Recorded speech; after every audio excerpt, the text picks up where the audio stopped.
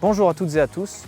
Aujourd'hui, on se retrouve pour le test de la Porsche Boxster S de 2016 que nous avons ici juste derrière nous. Mais avant de tester plus en détail ce véhicule, on va voir ensemble un petit peu l'histoire de Porsche. Donc derrière Porsche, il y a un homme, c'est Ferdinand Porsche, qui était un passionné d'automobile et un ingénieur qui a créé la marque Porsche en 1931. Donc au début, Porsche ne créait pas leur propre voiture. Au début, ils avaient principalement un rôle consultatif, un rôle de conseil vis-à-vis d'autres constructeurs. Et c'est ainsi par exemple qu'en 1934, Ferdinand Porsche fut derrière la Beetle, à savoir la voiture du peuple, donc qui était construite par Volkswagen. Porsche a également conçu des véhicules compétitifs pour Auto Union. Donc Auto Union, c'est quoi? C'est la fusion en fait de 4 constructeurs allemands. Ça a débouché sur les fameux 4 anneaux que l'on connaît tous, à savoir Audi.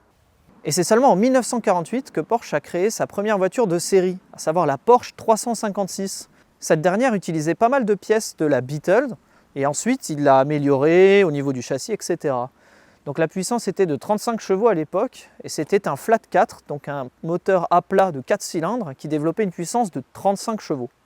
Par la suite, Porsche a rapidement gagné en renommée, notamment grâce à son modèle 911, un modèle emblématique, dont la première version date de 1964.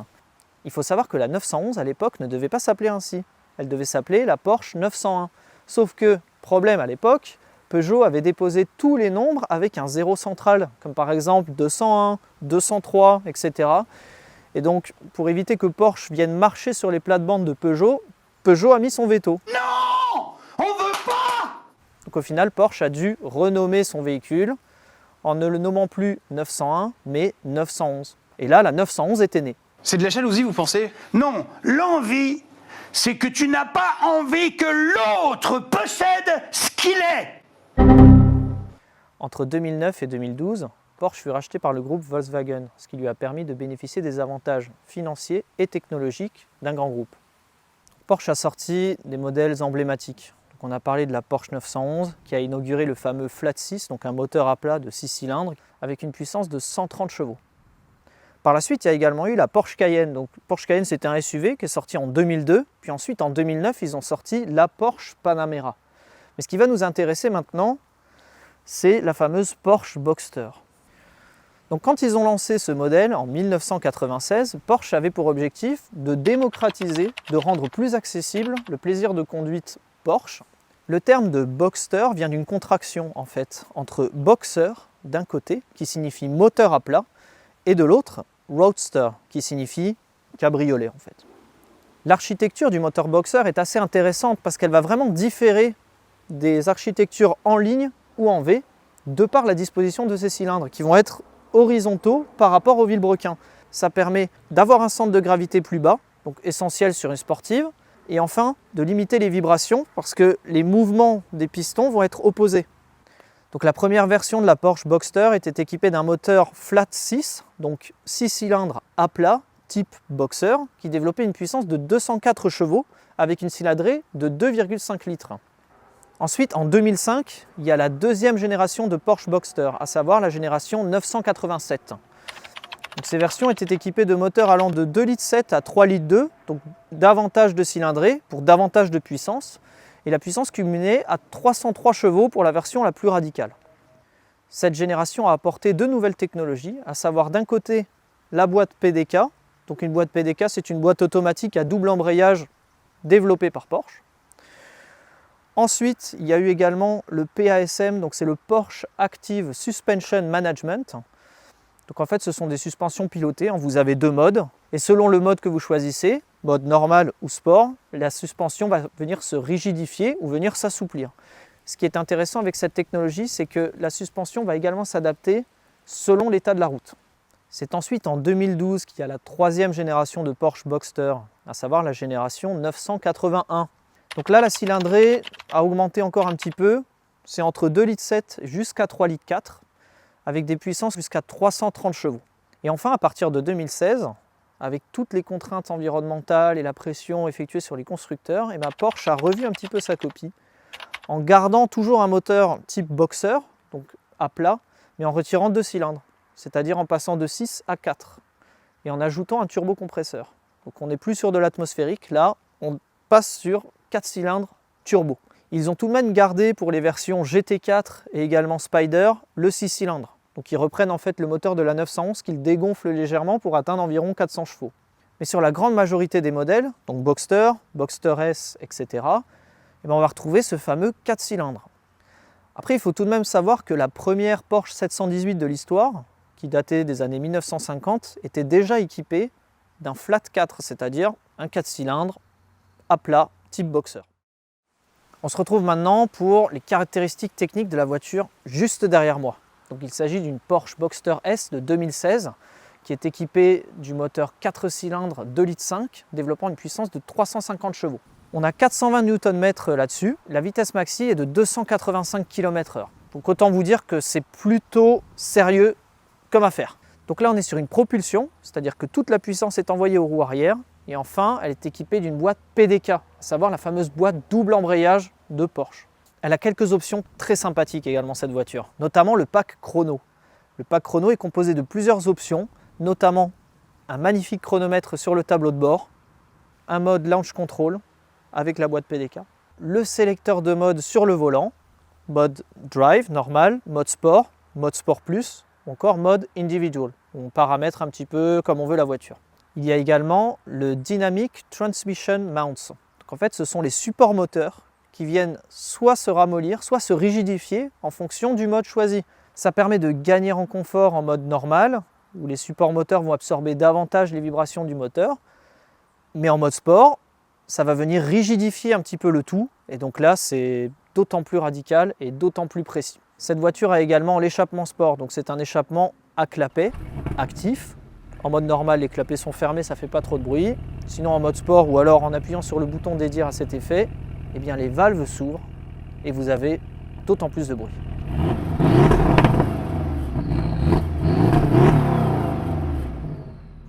Elle est également équipée du Porsche Dynamic Light System. Donc, en fait, c'est un système qui vient adapter les feux en fonction de l'angle que vous mettez au volant. À l'intérieur, on va retrouver le logo Porsche brodé sur les sièges. Alors ça, c'est du plus bel effet, c'est très très qualitatif. Et enfin, des sièges électriques, chauffants et ventilés. Pour ce qui est de l'extérieur de la voiture, j'adore la forme. Honnêtement, les proportions sont vraiment bien pensées. Le véhicule est sportif, mais tout en étant élégant. Le design est assez intemporel. Honnêtement, je pense que ça vieillira très très bien. Ça gardera une très belle cote, ça j'en doute pas trop. Et puis la couleur, le fameux orange lava, moi j'adore. Je trouve qu'elle met vraiment en avant les jantes noires. Avec les entrées d'air sur le côté, c'est vrai que c'est ultra racé, quoi. C'est sportif, il n'y a pas de débat là-dessus. J'aime beaucoup l'arrière de la voiture, avec l'aileron, l'échappement, très imposant. Franchement, elle en jette. Elle est sportive, mais elle est élégante en même temps, et ça, c'est très très appréciable. Pour les pneus, on est sur du Michelin Pilot Sport 4S, donc bon, je vous invite à voir ma précédente vidéo sur la Mégane RS si vous ne l'avez pas déjà fait. Elle en était également équipée. Ce sont de super pneus. Trappe à essence au même endroit que sur l'Alpine. Je dis ça, je dis rien, mais voilà. Enfin, si c'est la trappe à essence. Bon. Contrairement à d'autres cabriolets, je trouve que même quand elle a la capote, le design est encore bon en fait. Les proportions, la shape globale est bonne. Donc du coup, ce qu'on va faire maintenant, c'est qu'on va la décapoter. Donc nous prenons cette magnifique clé avec l'écusson Porsche.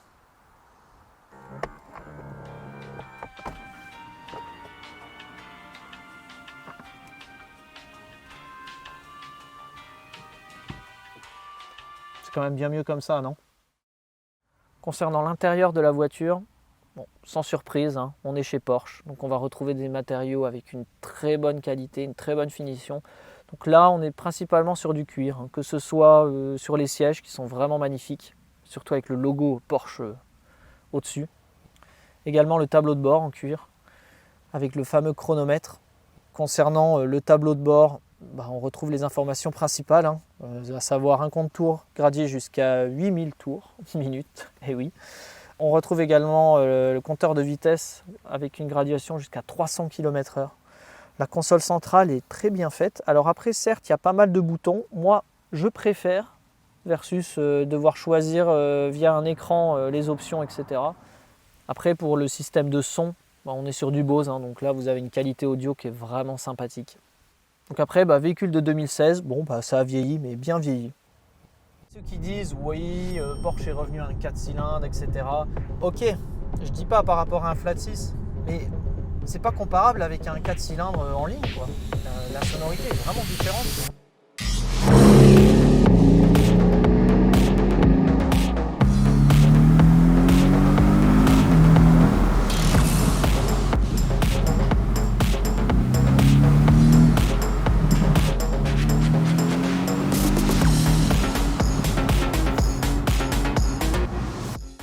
Elle est assez agréable hein, à conduire. Elle est plutôt douce. Le châssis après là, elle est équipée d'un châssis avec des suspensions pilotées. Donc là, effectivement, c'est plutôt confort. Hein. Elle est assez silencieuse. Hein. Quand on sollicite pas trop le moteur, honnêtement, les bruits de roulement, c'est carrément honnête. La direction, elle est précise. Alors j'ai l'impression que c'est un peu moins précis que l'Alpine A110S. Là, c'est un peu plus confort. Bon après, elle est en confort là. Mais là, c'est intéressant parce que vu que j'ai testé la A110S juste avant, je vais pouvoir vous donner un petit peu mon ressenti. Là, moi déjà, je trouve qu'elle est plus confortable.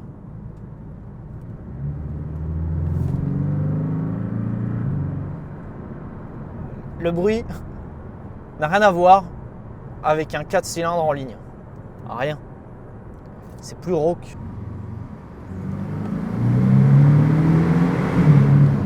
Ouais, mais le son est beaucoup plus rauque, hein. Rien à voir. Hein. Après, vous voyez, là, il y a quand même du poids en plus. L'Alpine, elle fait 300 chevaux. Celle-ci fait 350 chevaux. Il n'y a pas une différence énorme hein, en termes de couple, en termes d'accélération. Je pense même que l'Alpine pousse peut-être même un peu plus, curieusement. Mais ça, il n'y a pas de mystère. Hein. Ça, c'est le poids qui fait la différence. Ouais, j'ai l'impression que quand on dépasse les 4500 tours, là, elle envoie encore plus que l'Alpine, là. Ah ouais. Et il y a les échappements qu'on peut ouvrir. Parce qu'ils étaient fermés, là. Hein, donc,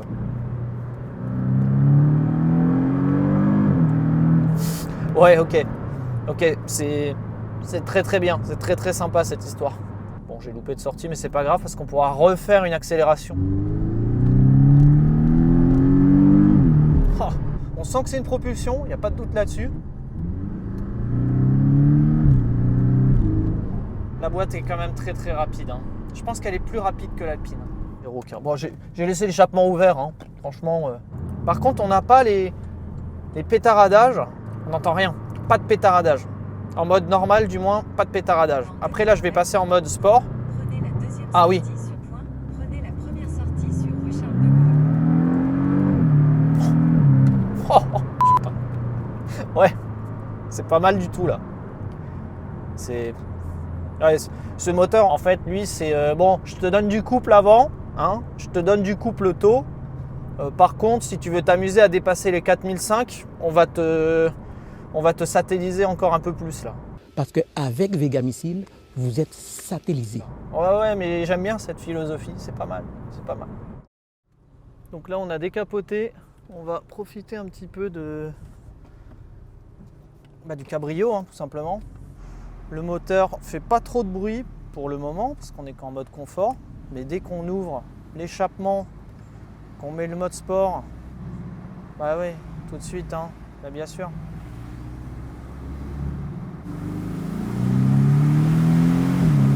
Oh, ah ouais. Ah les pétaradages. Il n'y a pas besoin d'aller vite, hein. De toute façon, après, le cabriolet perd un peu de son intérêt quand on est vraiment à haute vitesse. Hein. On a quand même pas mal d'air, en fait. Hein. Même s'il y a un filet anti-remous et tout.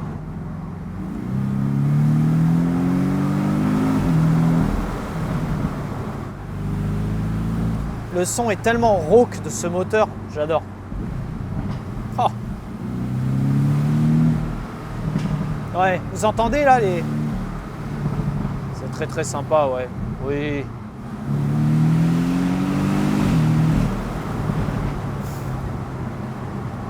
Ah la vache. C'est vrai que quand c'est décapoté, c'est quand même pas mal. Hein. Et puis là, voilà. On cruise tranquillement au soleil. Enfin, ouais, il y a plein de soleil là, mais le fait d'avoir la capote ouverte n'incite pas à aller vite quand même. Hein. Parce qu'on s'amuse même à 60-70. Hein. Et la boîte PDK mais réagit, mais d'une... Elle est ultra rapide quoi cette boîte. Hein.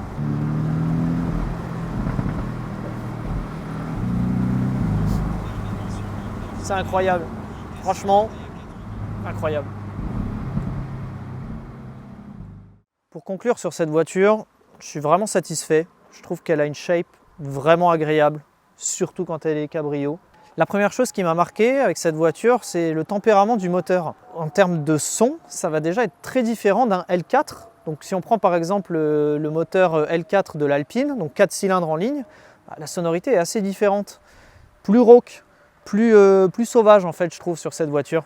Ensuite, l'étagement de la puissance est assez bien fait, c'est-à-dire qu'il y a de la puissance, beaucoup de puissance, et dès qu'on passe 4500 tours, là il y en a encore plus. Ça pousse. On sent qu'il y a encore du boost, et ça franchement c'est très très agréable. C'est pas linéaire en fait comme moteur. Aussi concernant la direction, elle est assez souple, elle n'est pas trop inconfortable, c'est vraiment agréable. Au niveau de l'intérieur, c'est Porsche, hein, c'est très bien fini, la qualité des matériaux est vraiment bonne. Après c'est une voiture qui date de 2016, donc c'est vrai que l'intérieur a un petit peu vieilli, mais il a bien vieilli. Concernant les prix observés sur le marché de l'occasion, comptez pour les premiers modèles un budget d'environ 55 000 à 60 000 euros. Si vous cherchez une voiture sportive mais polyvalente, c'est-à-dire quand même avec un grand coffre à l'avant, un grand coffre à l'arrière, un bon tempérament moteur, etc., la Porsche 718 est quand même un très très bon choix. Elle est agréable à conduire tous les jours, elle a un moteur vraiment rageur.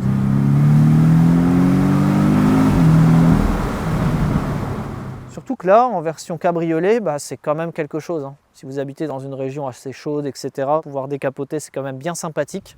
Donc si vous cherchez un véhicule avec un bon compromis en matière de puissance, d'élégance et de prestige, le Boxster S est un très très bon choix. Donc écoutez, moi je vous dis à la prochaine dans une nouvelle vidéo.